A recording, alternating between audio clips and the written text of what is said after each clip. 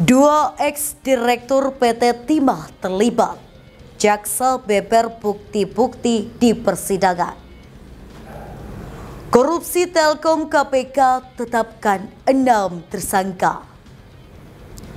Uang 3,1 miliar hasil korupsi Timah Harvey Mois mengalir ke Sandra Dewi.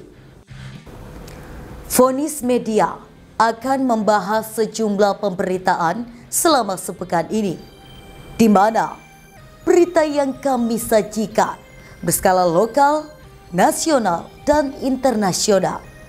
Ulasan tentang persoalan hukum, peristiwa korupsi, pencucian uang, dan kriminal secara umum. Semua kita rangkum dalam program Delik, deretan lintas hukum dan kriminal.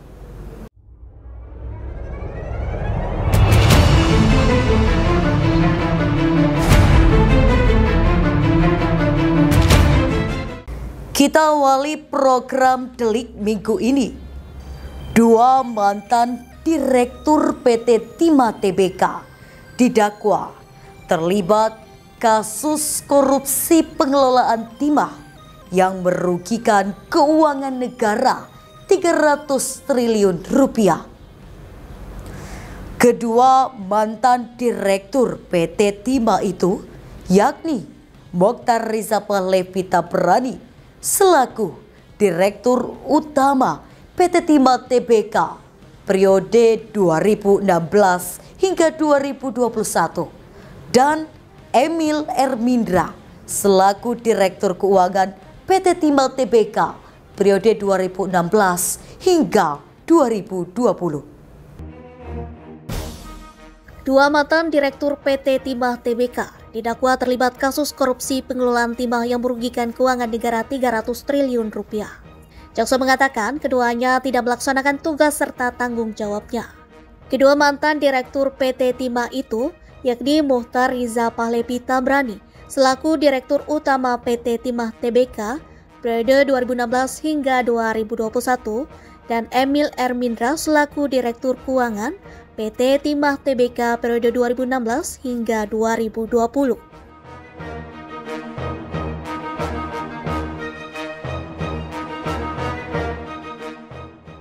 Jaksa mengatakan Mokhtar bersama Emil dan Alwin melaksanakan kerjasama mewakili PT Timah dengan sejumlah mitra jasa penambangan milik IUJP. Mokhtar dan Emil disebut telah mengetahui jika mitra jasa itu melakukan penambangan ilegal dan menampung hasil penambangan ilegal di wilayah IUP PT Timah. Mokhtar dan Emil bersama Alwin juga merealisasikan pembayaran dari PT Timah kepada mitra jasa penambangan pemilik IUJP, seolah-olah sebagai imbal biaya usaha jasa penambangan. Pembayaran itu didasarkan pada jumlah biji timah yang dihasilkan penambang ilegal sesuai harga pasar pada saat transaksi. Jaksa mengatakan Mokhtar dan Emil juga membuat dan melaksanakan program pengamanan aset cadangan biji timah dari hasil penambangan ilegal di wilayah IUP PT Timah.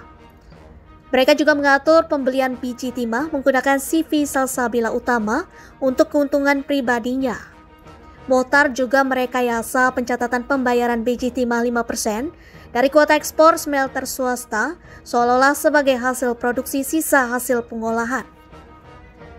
Adapun 5 smelter swasta yang bekerja sama dengan PT Timah Tbk, yakni PT Refinet Bangkatin beserta perusahaan afiliasinya, CV Venus Inti Perkasa beserta perusahaan afiliasinya, PT Sarwiguna Bina Sentosa beserta perusahaan afiliasinya, PT Stanindo Inti Perkasa beserta perusahaan afiliasinya, dan PT Tinindo Internusa beserta perusahaan afiliasinya. Jaksa mengatakan Mokhtar dan Emil juga melakukan pertemuan dengan smelter swasta untuk membahas kerjasama sewa peralatan processing logaman tanpa feasibility study. Padahal smelter swasta itu tak memiliki competent person, CP yang seharusnya tidak memperoleh RKAB.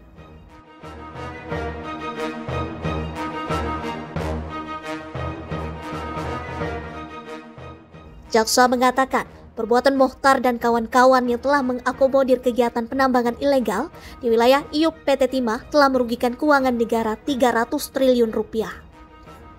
Mokhtar dan Emil didakwa melanggar pasal 2 ayat 1 atau pasal 3 Jo pasal 18 Undang-Undang Tipikor pasal 55 ayat 1 ke 1 KUHP. Dalam persidangan ini, jaksa juga membacakan dakwaan untuk Direktur PT Stanindo Inti Perkasa, MB Gunawan. Jaksa mengatakan, MB Gunawan bersama Suito Gunawan membeli dan mengumpulkan biji timah dari hasil penambangan ilegal di wilayah IUP PT Timah melalui PT Stanindo Inti Perkasa dan perusahaan afiliasinya bersama smelter swasta lainnya. Jaksa mengatakan, MB Gunawan menerima pembayaran biji timah hasil penambangan ilegal dari PT Timah. Dia juga membuat perusahaan cangkang atau perusahaan boneka, seolah-olah mitra jasa pemborongan yang akan diberikan surat perintah kerja SPK, pengangkutan di wilayah IUP PT Timah. Jaksa mengatakan, MB Gunawan juga memberikan modal uang kepada para kolektor dan penambang ilegal yang melakukan penambangan di wilayah IUP PT Timah. Kemudian MB Gunawan membeli biji timah dari kolektor tersebut.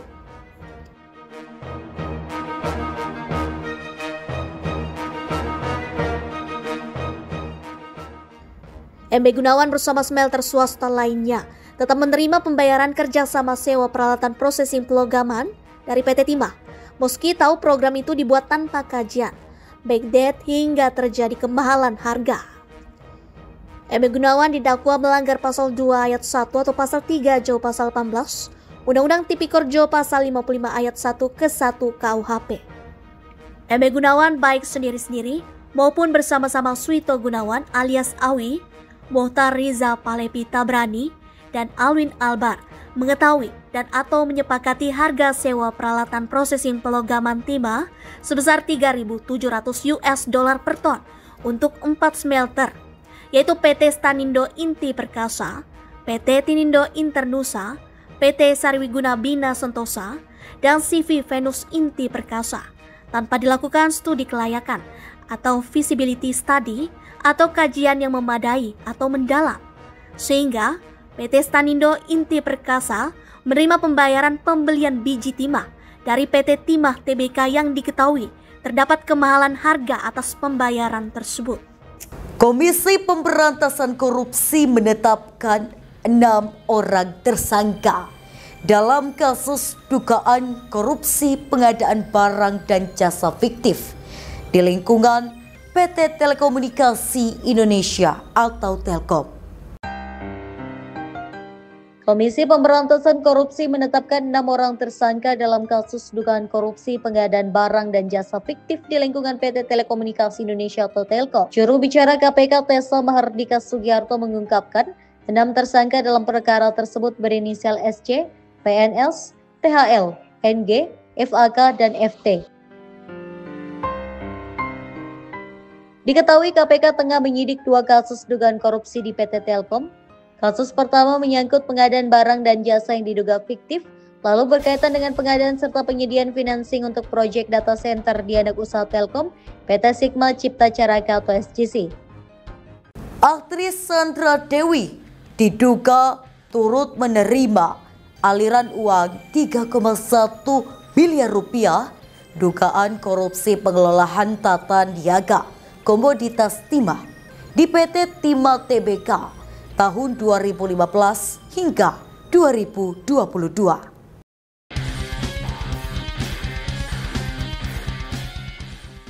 Aktris Sandra Dewi diduga turut menerima aliran uang 3,1 miliar rupiah dalam perkara dugaan korupsi pengelolaan tata niaga komoditas timah di wilayah izin usaha pertambangan atau IUP di PT Timah Tbk tahun 2015 hingga 2022. Uang yang mengalir ke Sandra Dewi tersebut ditransfer suaminya Harvey Boys atas dugaan tindak pidana korupsi dan tindak pidana pencucian uang atau TPPU terkait pengelolaan tata niaga timah di wilayah konsesi PT Timah Tbk periode 2015 hingga 2022. Dari uang yang didapat dari suaminya, Sandra Dewi membeli sejumlah tas mewah berbagai merek, mulai Dior, Hermes, Chanel, Louis Vuitton, Gucci, Celine, Fendi, Balenciaga, dan Valentino. Totalnya sebanyak 88 buah yang mayoritas diidentifikasi asli. Sandra Dewi juga membeli sebanyak 141 perhiasan emas berbagai bentuk, mulai dari kalung, anting, gelang, giwang, dan cincin. Itu tadi informasi penting dan menarik selama sepekan dalam program Delik, deretan lintas hukum dan kriminal. Anda bisa mengakses berita lainnya di web kami di vonis.id dan di channel YouTube Vonis Media. Jangan lupa untuk komen, share, like, dan subscribe channel kami. Kami undur diri, sampai jumpa minggu depan.